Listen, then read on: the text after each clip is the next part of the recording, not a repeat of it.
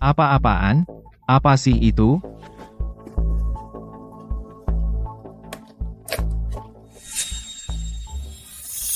Teluk emas? Kakek bilang saat sekarat, laut itu penuh dengan ikan kakap kuning. Di bawah sinar bulan, mereka berkilau emas. Itu cukup untuk bertahan 10 kali seumur hidup dalam satu tangkapan. Ternyata itu bukan omong kosong.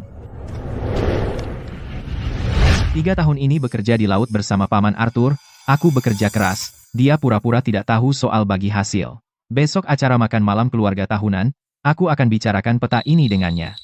Jika dia setuju bagi hasil, aku akan bekerja sama dengannya di Teluk Emas. Jika tidak, selama dia membayar jumlah yang dia sumpah di atas peti mati ayahku yang akan dia bayar untuk tunangan pernikahanku, aku masih akan mengakui dia sebagai pamanku. Finn, bekerjalah keras bersama Paman Arthur. Akhir tahun, kita bagi hasil 50-50, hitung sendiri. Setelah 3 tahun, kamu akan punya cukup untuk uang tunangan untuk menikahi Chloe, uang untuk sekolah anak-anak dan membangun rumah. Paman Arthur akan mendapatkan semuanya untukmu. Ayahmu sudah tiada, aku ayahmu sekarang. Bekerjalah keras, jangan mempermalukan ayahmu.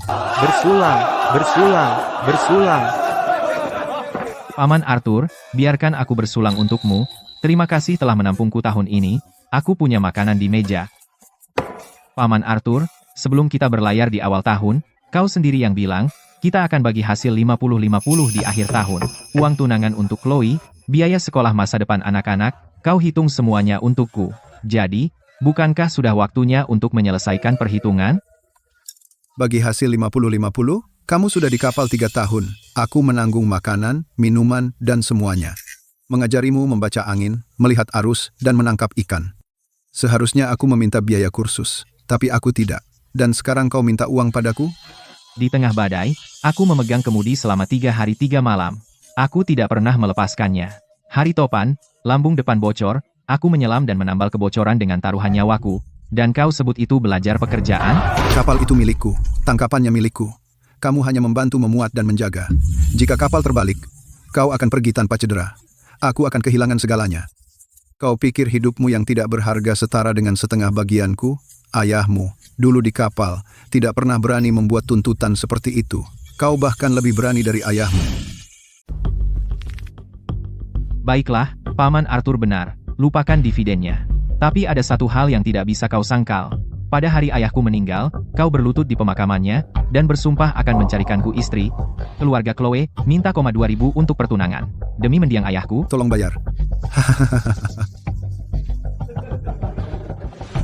Keponakan, aku memang berjanji mencarikanmu istri, tapi aku tidak pernah bilang harus gadis Smith yang cantik itu. Nyonya Jenkins dari sebelah, pernikahan ketiga, 2 anak, 800 untukmu. Aku sudah mengeceknya. Uang pertunangan cuma 80, dia bisa menikah besok. Kau bisa pakai sisa 720 untuk memperbaiki makam orang tuamu. Cukup murah hati dari pamanmu ya? Paman Arthur, kau memperlakukanku seperti pengemis? Kurang? Saat ayahmu menikahi ibumu, yang dia beri cuma 2 gulung kain murah. Anak yatim sepertimu, dan kau pikir bisa kawin ke atas? Paman Arthur, kamu tidak berhak bicara tentang ayahku. Terus kenapa? Ayahmu bekerja seperti anjing sepanjang hidupnya, mati miskin banget, bahkan tidak mampu membeli peti mati yang layak. Kamu persis seperti dia, lahir untuk menjadi budakku. Kamu bilang ayahku miskin seperti debu? 3 tahun lalu, tali derek putus saat topan itu. Jika ayahku tidak mendorongmu keluar, kamu akan yang tersapu ke laut oleh kabel baja itu. Sekarang kamu sebut dia miskin seperti debu? Ayahku mati menyelamatkanmu, ibuku meninggal tak lama setelahnya. Dan hari ini kamu menawarkan 800 untuk menikahi seorang janda? Arthur, kamu tidak punya malu. Finn, beraninya kamu mengungkit masa lalu. Finn, jangan bodoh. Minta maaf pada pamanmu sekarang. Jika kamu kehilangan pekerjaan ini, bagaimana kamu bertahan? Bertahan? Aku lebih baik kelaparan daripada bekerja untuk bajingan yang tidak tahu terima kasih seperti dia. Simpan 800, beli sendiri peti mati yang bagus. Keluar dari pintu itu, dan kamu tidak akan mendapatkan sekoci pun di perairan ini. Aku akan memastikannya.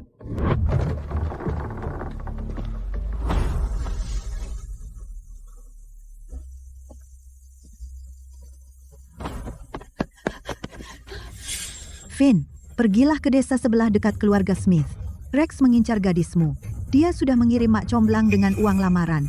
3.000 tunai sudah di atas meja.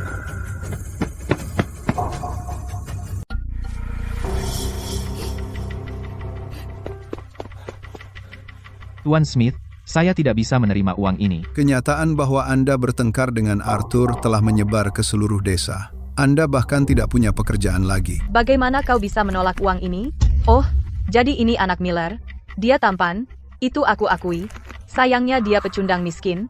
Tuan Davis di sini mengendarai perahu motor besar. Dia menawarkan 3.000. Hah, kau bahkan tidak punya perahu kecil. Kau akan menikahi Chloe hanya dengan doa? Rex adalah pria yang suka memukul istri dan sudah menikah lagi. Tuan Smith, demi 3.000, kau akan melempar Chloe ke neraka yang hidup? Bersamamu adalah neraka. Tidak bisa memberi makan dia, itulah neraka. 3 tahun lalu kau bilang padaku kau akan pergi ke laut bersama Arthur, dan kembali dalam 3 tahun untuk menikahi Chloe dengan mewah. Sekarang 3 tahun sudah lewat. Mana uangnya? Tuan Smith, 3 tahun lalu aku punya nyali untuk berjuang. Aku masih punya sekarang, berikan aku 10 hari. Dalam 10 hari, aku akan membawa 3.000 untuk melamar. Hah, dalam 10 hari? Kau bahkan tidak punya perahu. Bagaimana kau akan menghasilkan 3.000? Jika aku bahkan kekurangan $1, aku, Finn Miller, akan pergi memutuskan hubungan dengan Chloe sendiri, dan aku tidak akan pernah menginjakkan kaki di rumah Smith lagi. 10 hari, Tuan Smith, aku mohon.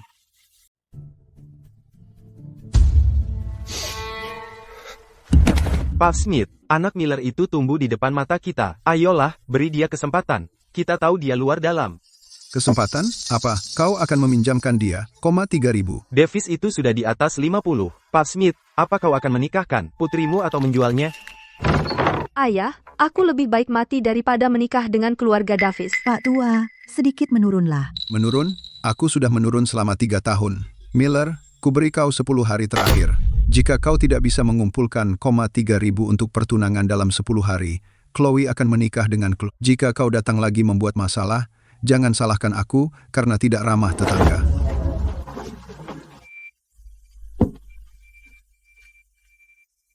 Pak Smith, dalam 10 hari aku akan datang dengan uang untuk menjemput Chloe. Om Ben, ini aku, Finn. SSST, pura-pura kita tidak di rumah. Dasar bodoh, cerobongnya masih berasap. Bandan. Paman Ben, aku bahkan tidak perlu masuk. Dengarkan saja aku dari balik pintu. Keluarga Smith mendesak keras. Mereka minta 45 juta rima sebagai uang pinangan dalam 10 hari. Kalau tidak, Chloe akan menikah dengan Pak Tua Davis. Aku tidak minta lebih, hanya 45 juta rupiah. Angan. Dulu, ayahku punya 45 juta rima untuk membeli perahu. Dia pakai uang itu untuk membangun rumah keramik besar ini untukmu. Kau bilang kau berhutang padanya selamanya. Aku tidak menagih budi. Aku meminjam uang ini. Begitu dapat kerja, aku akan membayarnya dengan bunga. Kau setuju saja? Finn, bukan aku tidak mau membantu, tapi aku tidak bisa. Sepupumu baru saja bertunangan. Mereka minta 27 juta rupiah sebagai uang pinangan. Mana ada uang lebih untuk dipinjamkan? Bibi Mary, rumah keramik besar ini, dulu dibangun ayahku dengan 45 juta rupiah. Sekarang aku hanya minta 45 juta rupiah untuk keluar dari kesulitan. Aku benar-benar tidak punya uang sepeser pun. Finn, jangan salahkan aku. Paman Arthur baru saja mengirim anak buahnya dari pintu ke pintu dengan pesan. Siapapun yang meminjamimu 1 sen pun tidak akan pernah bekerja di armada Arthur lagi. Keluarga kami bergantung pada laut, menyakitinya, kita semua akan kelaparan. Jadi kamu takut padanya? Bukan soal takut. Kamu masih muda, kamu bisa ambil risiko. Paman Benmu punya keluarga, sepupumu belum menikah. Nantas, Aku tidak sanggup membuat... dia menjadi musuh karena kamu. Jadi selamanya yang kau janjikan pada ayahku hanya bertahan 3 tahun? Apa itu cara bicara pada orang yang lebih tua? Omong kosong.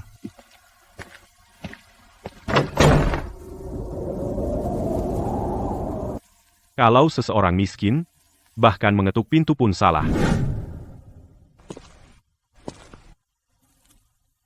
Keponakan, apa kau sudah dapat uangnya? Gadis Smith itu baru 17 tahun. Dia sangat cantik. Sayang sekali menikahkannya dengan duda tua berusia 50-an. Aku sudah melihat gadis Smith itu tumbuh dewasa. Sekarang ikut aku kembali ke balai kota. Berlututlah di depan seluruh desa. Berlutut, katakan kau salah. Aku akan membayar uang tunangan untuk keluarga Smith. Arthur Miller tidak bertindak impulsif. Dia sudah memikirkan setiap langkah. Dia ingin menghancurkan punggungku sepenuhnya, aku harus mengakalinya. Paman Arthur, bahkan sumpah yang kau buat 3 tahun lalu di pemakaman ayahku, kau bisa menariknya kembali, dan omong kosong yang kau katakan sekarang, kau pikir aku akan percaya? Arthur, aku tidak ingin satupun sen dari uangmu, dan aku tidak akan naik perahumu atau menggunakan dermagamu. Jadi simpan saja semuanya untukmu, aku sendiri yang akan menikahi Chloe. Oh, omong-omong, janda yang sudah menikah 3 kali itu, jangan coba-coba macam-macam dengannya. Dia, setidaknya, tidak bersalah, tapi kau lebih buruk dari binatang. Kau punya kesempatanmu, sekarang kau sendiri, hahaha. Sebarkan beritanya. Di dermaga ini, siapapun yang meminjamkan perahu atau jala kepadanya, berarti menampar mukaku, Arthur Miller. Yo, bukankah itu bocah Miller dari balai kota tadi malam, yang membalikan meja? Kenapa hari ini kau bahkan tidak bisa menyewa sekoci, dan kau memulung di sini?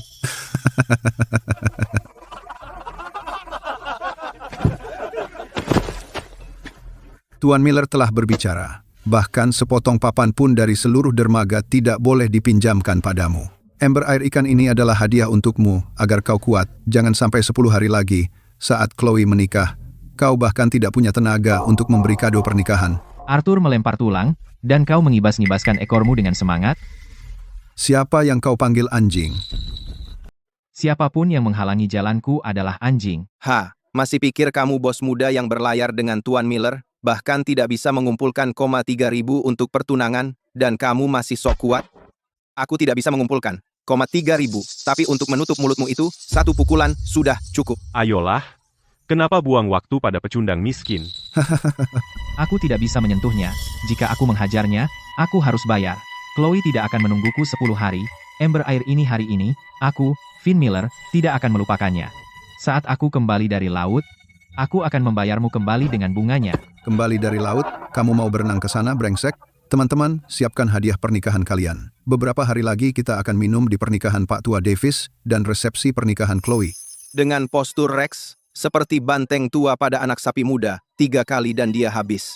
Mungkin Nona Smith tidak tahan kesepian, dan Finn mungkin beruntung. Hahaha.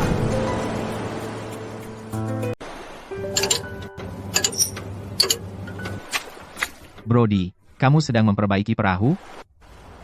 Siapa di sana? Hei, bukankah kamu anak Miller? Jadi kamu benar-benar berselisih dengan Arthur Miller bajingan tua itu? Terusir ke tempat kumuh ini? Teluk emas?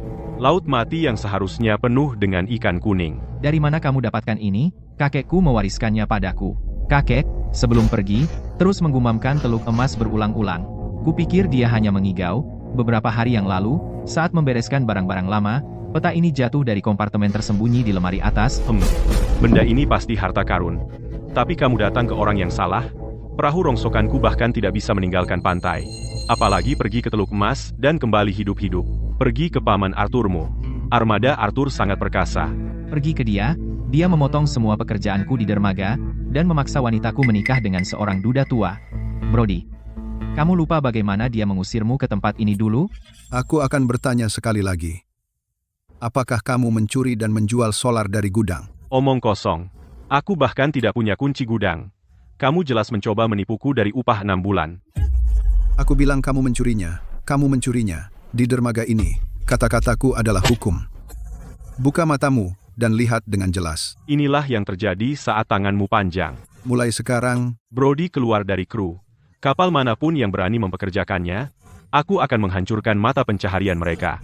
Arthur Miller menginjak-injak wasiat terakhir ayahku, mendorong wanitaku ke neraka hidup, menghalangi semua pekerjaanku di dermaga. Sekarang, yang tersisa hanyalah nyawaku, kamu juga. Juma, aku hanya ingin bertanya satu hal. Apakah kamu berani mengambil risiko?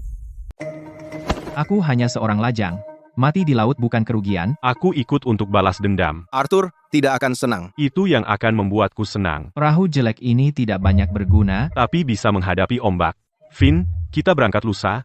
Kalau kamu mundur di tengah jalan, aku sendiri yang akan memberimu makan hiu. Jika aku saja mengernyit sekali, aku akan makan topiku. Setuju. Kamu punya nyali.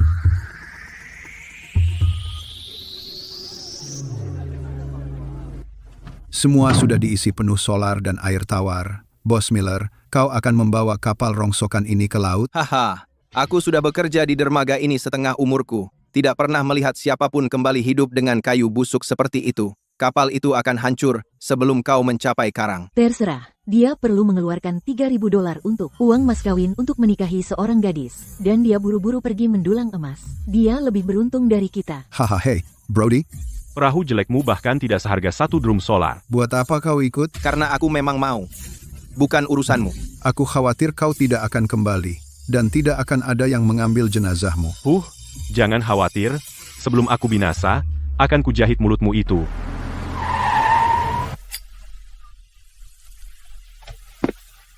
Minggir, minggir.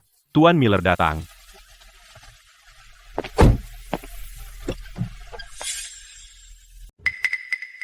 Keponakan, kau berani membawa perahu kayu jelek ini ke laut dalam? Jangan kehilangan nyawamu hanya karena uang pertunangan. Abaikan dia. Dia tidak berniat baik. Aku tahu.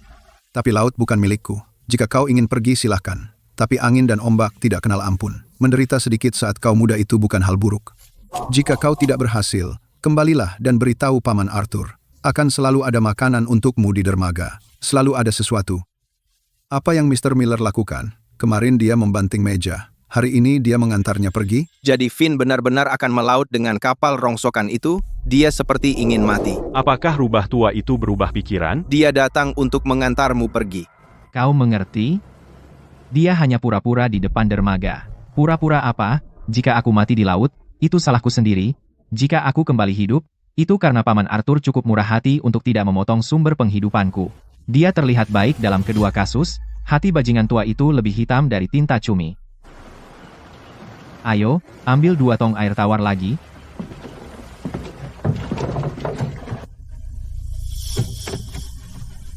Mr. Miller, apa kau pikir anak itu benar-benar bisa menemukan sesuatu yang berharga? Finn berani membawa kapal rongsokan itu ke daerah karang. Mungkin dia punya trik tersembunyi. Sebelum kakakku meninggal, dia terus menyebut-nyebut teluk emas.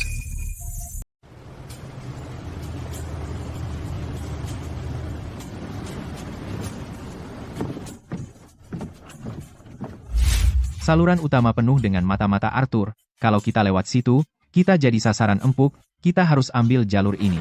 Sial! Bajingan tua Arthur itu sudah Mengunci seluruh laut. Jadi kita harus ambil jalur yang tidak berani dia lewati. Dia tidak berani?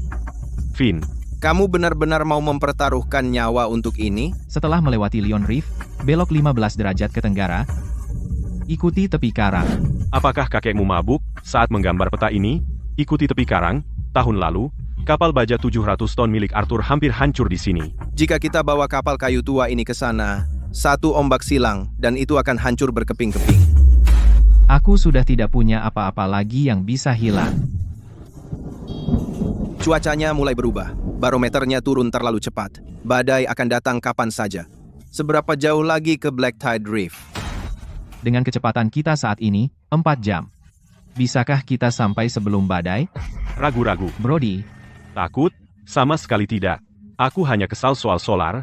Kalau kapal rongsokan ini terbalik, drum bahan bakar itu jadi makanan ikan. baiklah, ayo bertaruh. Kita lihat apakah ikan dulu yang makan minyak atau kita dulu yang sampai ke Golden Bay.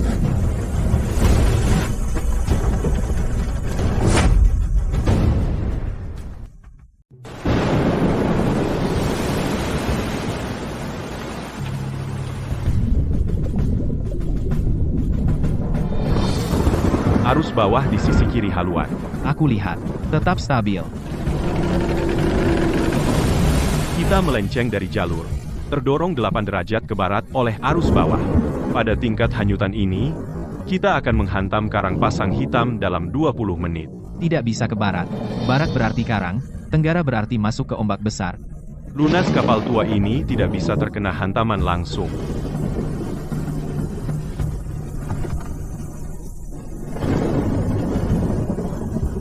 Siapa yang menyuruhmu langsung menghadapi ombak besar? Kelilingi karang dan gerakkan. Ada palung air dalam di utara karang pasang hitam. Kakekku yang memetakannya, itu pemecah ombak alami. Karang itu melindungi kita dari semua ombak besar. Jarak pandang kurang dari 50 yard. Kamu ingin aku merapat ke karang? Lagi pula, sudah 30 tahun. Dasar laut sudah lama berubah. Bagaimana jika palung itu tidak ada lagi? Kita akan hancur berkeping-keping. Berubah atau tidak, kita harus mengambil risiko. Tidak ada jalan mundur, kita harus menerobos.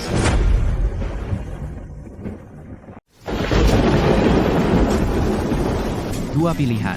Pertama, kita langsung menuju ombak tenggara. Lunas perahu tua ini bisa bertahan paling lama 20 menit. Lalu kita menghantam karang pasang hitam, dan kita berdua jadi makanan ikan. Kedua, Berikan setir padaku, manfaatkan gelombang dan potong karang, ikuti palung air dalam di peta laut, masuk ke pelabuhan terlindung sebelum badai datang. palung air dalam. Kau yakin itu masih ada? 30 tahun? Mungkin sudah terisi pasir sekarang. Hanya satu cara tahu, masuk. Masuk? Kau pikir ini halaman belakangmu? Keputusanmu. Aku percayakan nyawaku padamu. Jika kita menghantam karang, aku akan bangkit dari kematian dan menuntut balas dengan kakekku. Tenang. Perampok berusia 30 tahun ini tak tahan perlakuan seperti itu. Tidak bisa. 50 yard di depan, rantai karang, keluar dan awasi laut.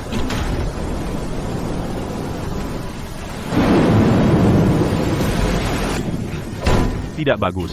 Celahnya terlalu sempit, lebih lebar 3 kaki dari lambung, maksimal, masuk dan itu jalan buntu. Palung air dalam. Ini adalah jebakan maut. Kakekmu gila, dan kau lebih gila lagi. Jika kita tidak melewati jebakan maut ini, kita tidak akan selamat dalam badai level 10 ini. Cukup bicara.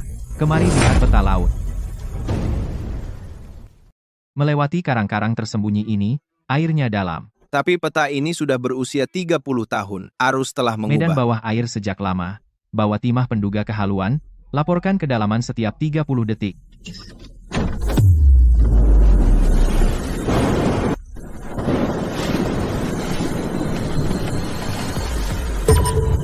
...140 kaki, 40 kaki lebih dalam dari yang ditunjukkan peta kamu. Dasar laut runtuh. Kedalaman berubah. Pasti ada karang baru yang terbentuk di dekat sini, pegangan erat.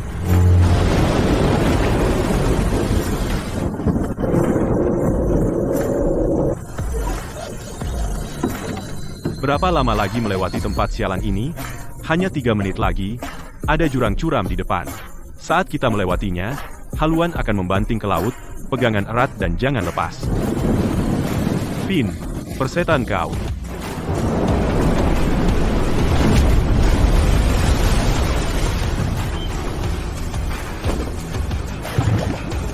Kedalaman cukup.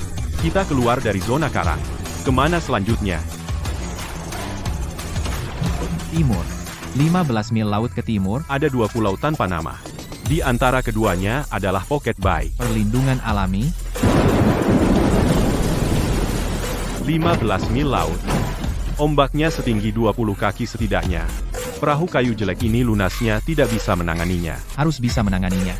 Menurut peta, itu satu-satunya jalan keluar kita. Apa? Kamu takut? Aku takut. Penyesalan terbesar dalam hidupku adalah tidak bertaruh habis-habisan melawan Arthur 3 tahun lalu. Bahkan jika aku tidak kembali hari ini, itu sepadan. Teluk Pocket, pintu masuk pulau di depan, aku melihatnya. Pegangan erat.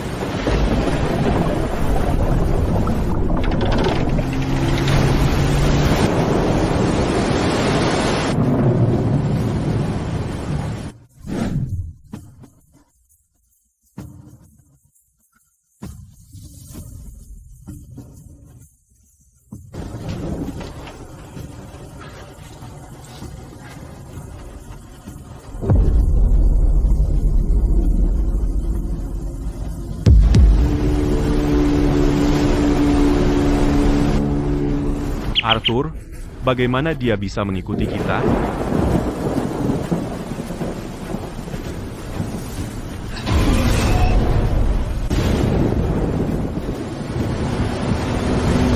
Keponakanku sayang, pergi ke Teluk Emas untuk mencari kekayaan, ya? Peta laut yang ditinggalkan ayahmu. Kenapa tidak berbagi dengan Paman Arthur?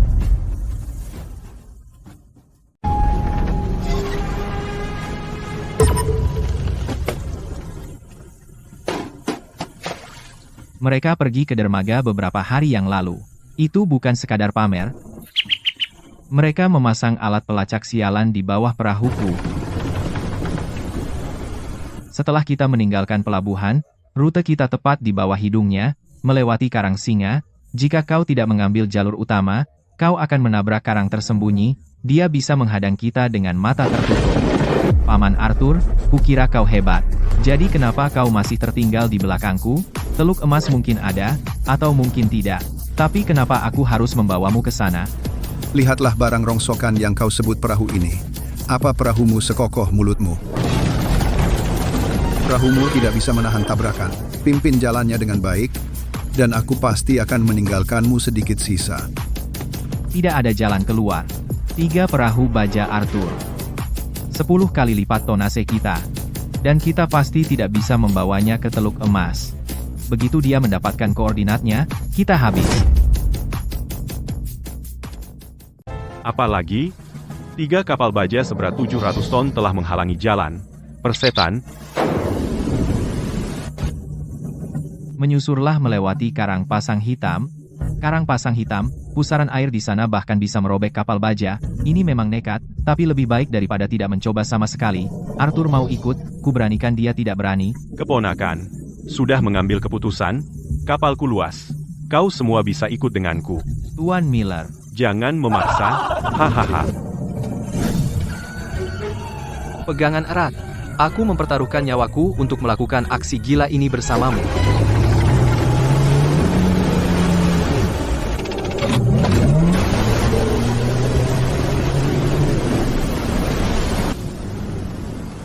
Finn, kau gila. Itu pusaran air di dalam Karang Pasang Hitam. Ia akan mencabik-cabik kapal baja seberat 700 ton. Arthur, pelacak yang kau pasang di bawah kapalku bekerja cukup baik, ya? Jika kau punya nyali, ikutlah aku masuk.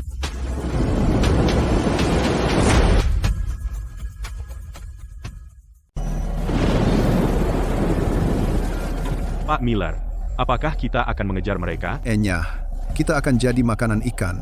Kembali ke pelabuhan, kita anggap dia hilang. Tapi bagaimana jika mereka benar-benar selamat? Selamat? Pernahkah kau lihat seseorang keluar dari Black Tide Reef hidup-hidup?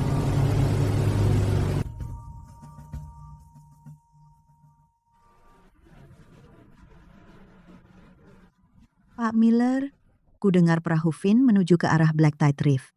Apakah dia dalam masalah? PFT? Menurutmu, Black Tide Reef bukanlah tempat yang bisa kembali. Menurutku, Finn sendiri yang mencari masalah. Dia membalik meja Pak Miller di balai kota. Dia bahkan kehilangan pekerjaannya di dermaga, dan dia dengan keras kepala menolak untuk mengakui kesalahannya. Sekarang lihat, dia harus pamer. Tepat sekali. Dan dia membual bisa mendapat 3.000 untuk pertunangan dalam 10 hari. Sekarang lihat. Dia akan kehilangan nyawanya. Bagaimana dia akan menikah sekarang? Pak Miller, apa yang sebenarnya terjadi? Apakah kau berhasil mengejarnya? Mana mungkin tidak. Setiap speedboat di armadaku yang bisa melaut, kukerahkan semuanya. Kami mengejarnya sampai ke Black Tide Reef. Kugunakan megafon untuk memanggilnya. Kukatakan jangan masuk. Dia tidak mendengarkan. Dia menginjak gas dan meluncur ke celah sempit Black Tide Reef. Kau pernah lihat pintu masuk ke Black Tide Reef, kan? Celah batu yang tersempit. Dia langsung masuk. Aku masih berteriak, dan sebelum suaraku berhenti, ku dengar bunyi gedebuk dari dalam. Bahkan serpihan kayu pun tidak mengapung. Black Tide Reef adalah jebakan maut, Pak Miller. Finn adalah keponakanmu sendiri. Kau pikir aku tidak tahu itu? Saat ayahnya meninggal, aku berlutut di pemakaman dan bersumpah akan menjaganya. Soal 2.000 untuk pertunangan dengan keluarga Smith. Uang tunainya sudah siap hari ini. Aku hanya menunggu dia mundur dan minta maaf. Siapa sangka dia begitu keras kepala? Dia mempertaruhkan nyawanya hanya untuk membuktikan dia benar. Apa yang bisa kulakukan? Hei, Arthur, kau sudah melakukan lebih dari cukup. Dia sudah pergi. Biarkan yang mati beristirahat. Jangan bicara lagi. Finn anak yang sembrono. Sayang, sekali.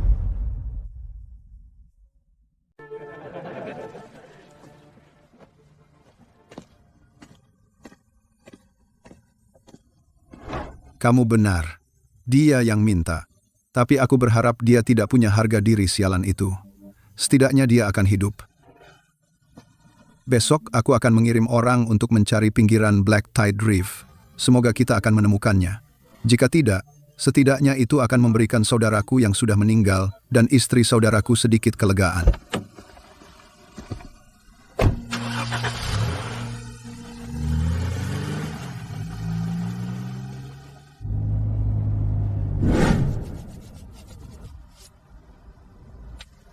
Arthur, dia seharusnya mengadakan upacara peringatanku di dermaga sekarang. Sebaiknya dia memberikan penghormatan. Kami akan menagihnya nanti. Kapal ini masih bisa bertahan. Kita punya kurang dari 30% bahan bakar tersisa. Tidak pasti kita bisa kembali. Ini semua makanan yang kita punya. Tapi kita punya cukup air. Kita mengumpulkan 2 ember penuh air hujan. Kemari dan lihat.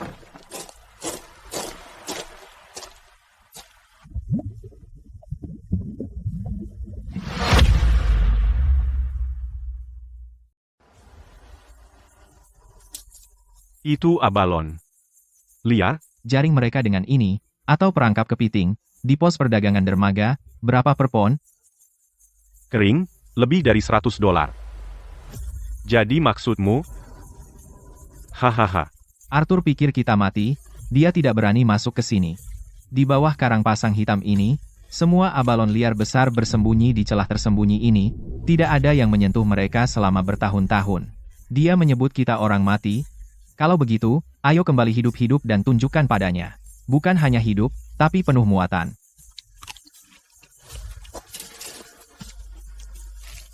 Jaringnya masih berfungsi. Aku akan menambal sobekannya. Abalon menempel di batu, harus menyelam dan mengungkitnya. Pertama, ikat tali ke perangkap kepiting. Aku akan mengungkitnya dan mengisi perangkap. Saat aku menarik tali 3 kali, tarik ke atas. Oke, gantian kalau lelah.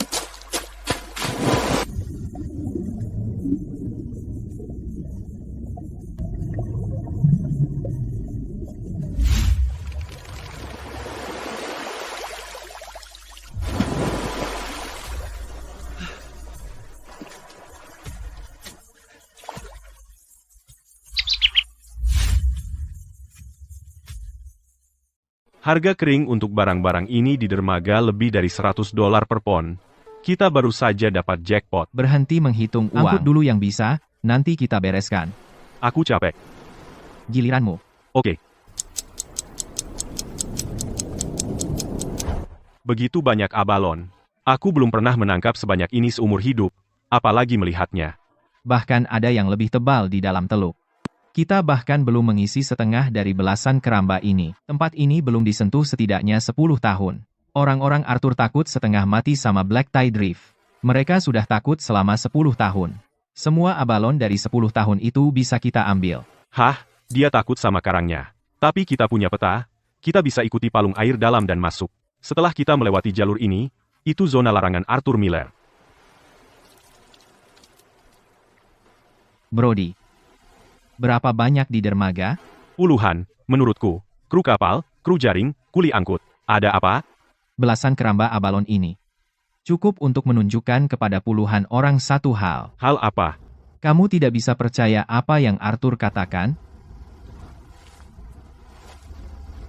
Dia bilang aku sudah mati. Tapi aku kembali hidup. Dia bilang Black Tide Reef tidak bisa dimasuki. Aku masuk, dan menarik belasan keramba abalon. Dia bilang tidak ada di laut ini yang mau mempekerjakanku.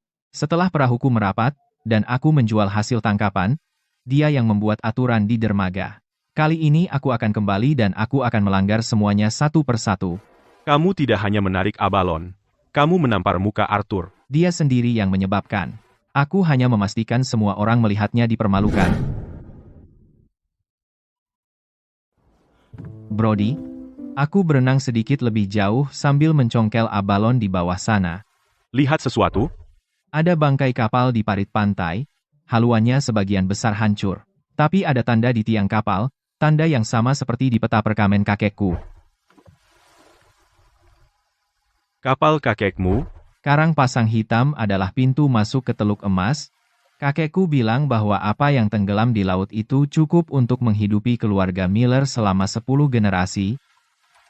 Dia tidak bicara tentang makanan laut atau ikan kakap kuning. Kargo di bangkai kapal itu.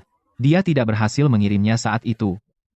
Hari ini, lebih dari selusin keranjang abalon hanya pintu masuk, apa yang ada di balik pintu. Kita akan kembali setelah menukar kapal rongsokan ini. Pertama, ambil abalonnya kembali. Ada pos perdagangan pribadi di barat dermaga, pemiliknya bermasalah dengan Arthur. Tunai saja, tanpa catatan.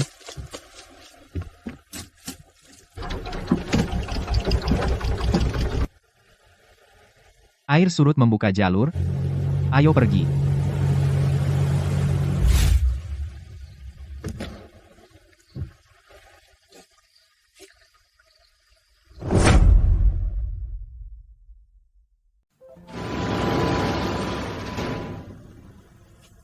Bukankah kau bilang perahumu terbalik di karang arus hitam? Gary, abalon liar, lebih dari selusin keramba, hidup, beri aku harga.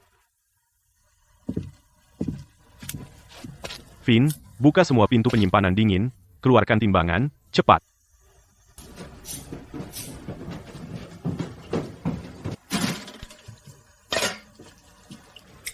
$120 pon, 150 per pon untuk kualitas prima. Kualitas sedang, 100. Rata-rata, total, 18.000. Bagi menjadi 2 bungkusan, bungkus keduanya dengan kertas kraft. Berikan 10.000 kepada Brody, 8.000 untukku. Aku bilang 50-50, jangan beri aku lebih. Perahu itu milikmu. Perbaikan butuh uang, perjalanan berikutnya, kamu dapat 60, aku dapat 40. Kalian berdua berencana kembali ke karang arus hitam? Kami tidak hanya kembali, kami akan memberitahu Arthur bahwa kami pergi. Apa maksudmu? Arthur memasang pengumuman, mengatakan aku hilang, besok, semua orang di dermaga akan melihat, aku tidak hilang. Tidak hanya aku hidup, aku kembali dengan lebih dari selusin keramba abalon. Mengumumkan ke publik adalah satu hal, tapi anak buah Arthur bukanlah lawan yang mudah. Aku tidak akan melawannya. Aku biarkan orang-orang dermaga melihat sendiri. Perkataan Arthur mana yang benar?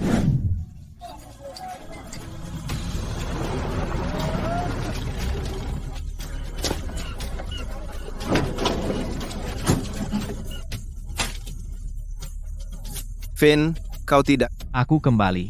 Anginnya terlalu kencang, aku berlindung di karang arus hitam semalaman. Maaf telah membuat semua orang khawatir. Karang arus hitam. Tuan Miller memasang pengumuman tadi malam. Mengatakan kau terbalik di karang arus hitam, bahkan mayatnya. Apa isi pengumuman itu? Bacakan dengan keras.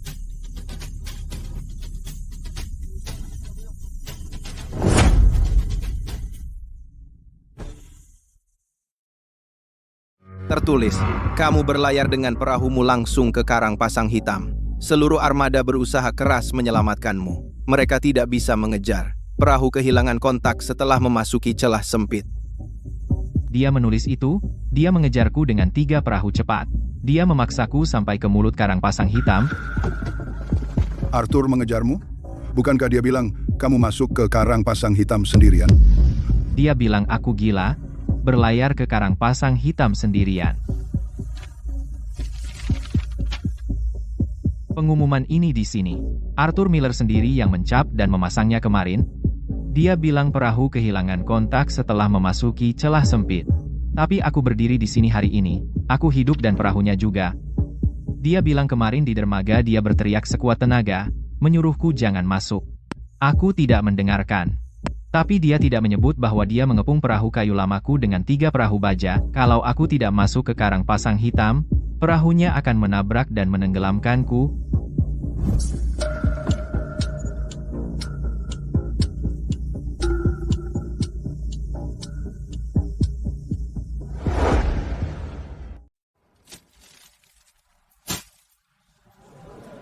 Lebih dari selusin keranjang abalon, saya mengambilnya dari karang pasang hitam. Arthur bilang kalau sudah masuk, tidak akan keluar lagi. Saya keluar, dia menutup dermaga, dan tidak membiarkan siapapun mempekerjakan saya. Barang saya tetap berlabuh. Saya pergi ke tempat yang tidak berani dikunjungi perahunya. Apa yang tidak mau dia sentuh, saya bawa kembali. Jika ada di antara para tetua yang tidak percaya perahu ini masuk ke karang pasang hitam, datang lihat goresan di lambung kapal. Itu masih baru, bahkan belum kering.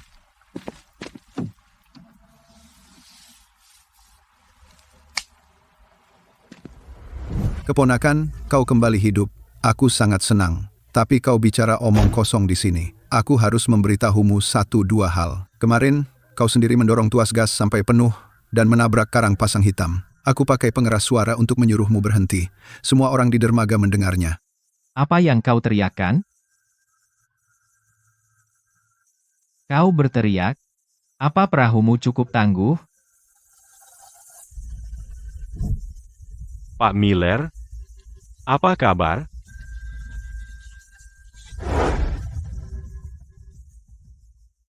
Kalian berdua, dengan perahu jelek keluar dari karang pasang hitam? Dan bukan cuma itu, kami juga menangkap 54 kg abalon liar. Pemberitahuan ini, kamu sendiri yang mencap dan menempelnya kemarin. Kamu bilang aku hilang. Aku berdiri di sini hari ini, melaporkan secara palsu itu ilegal kecelakaan maritim. Kamu meniupnya dan menekannya sendiri, bekasnya masih ada. Gimana caranya kamu tarik kembali pemberitahuanmu?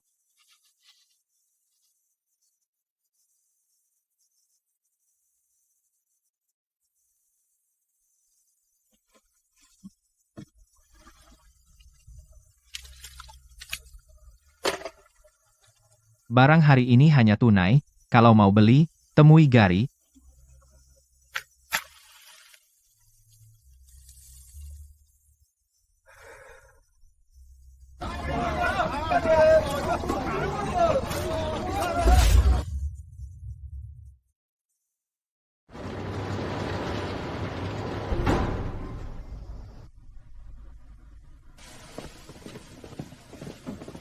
Tulisan tanganku jelek. Coba tulis sendiri.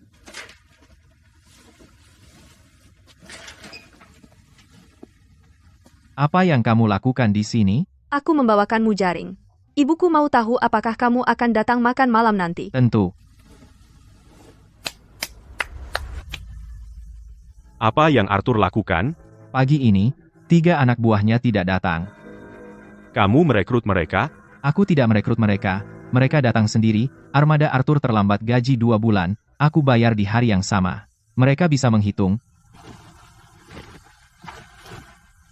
Arthur tidak akan melepaskannya. Aku tahu. Biarkan dia datang. Jika dia muncul, semua orang di dermaga akan melihat. New Ocean Fisheries. Kami tidak takut padanya. Arthur, 4 orang lagi berhenti hari ini. Semua nelayan tua. Mereka pergi ke tempat Finn. Orang-orang di dermaga bilang, Finn bayar 2 kali lipat dari kita, dibayar di hari yang sama. Dan mereka juga bilang, abalon di karang pasang hitam tidak ada habisnya. Biarkan mereka bicara.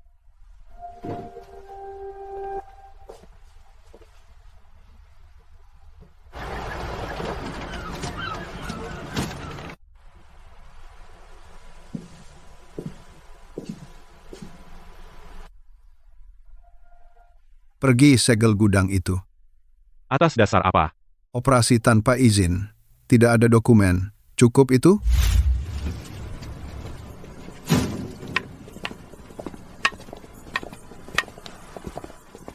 Finn, Pak Miller bilang gudangmu tidak punya izin.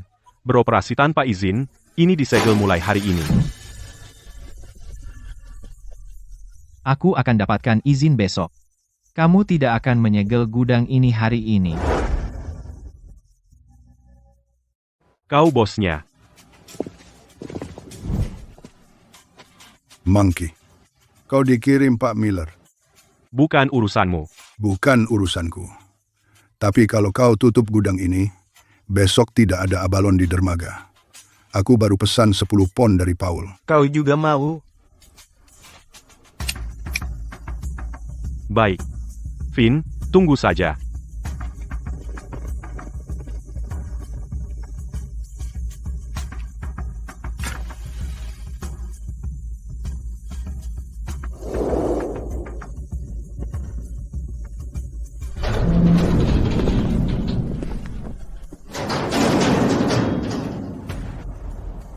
Kau menang.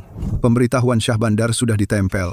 Pesanan dermaga dibatalkan. Setengah kru armada pergi. Apa kau puas? Bukan aku yang memberitahu Syah Bandar, dan aku tidak memerintahkan pembatalan pesanan dermaga. Orang-orangmu pergi. Kau tidak bisa mempertahankan mereka.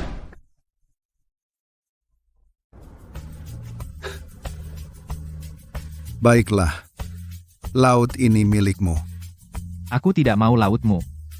Aku punya perahuku sendiri. Ayahmu menyelamatkan hidupku, dan aku tidak pernah membalasnya. Hari ini aku memberimu dermaga, jadi anggap saja itu sudah terbayar. Ayahku tidak menyelamatkanmu agar kau bisa membalasnya. Kau tidak berutang dermaga padaku, tapi hutang yang kau tahu di dalam hatimu.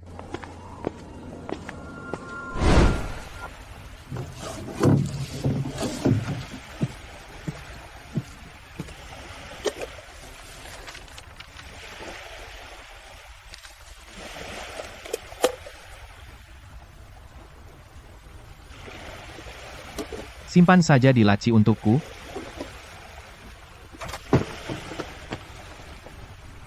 Apakah kita masih pergi ke Teluk Emas? Abalon di Karang Arus Hitam akan bertahan seumur hidup kita. Teluk Emas bisa menunggu sampai kita ganti perahu tua ini. Dan buat yang lebih besar. Seberapa besar? Setidaknya cukup kuat untuk menahan angin kencang, yang bisa berlayar 3 hari 3 malam tanpa henti. Kalau begitu aku urus perahunya, kau urus penjualan, dan Chloe urus pembukuan. Jangan hanya bicara. Pertama, kirimkan lot Abalon ini. Senang bekerja sama denganmu.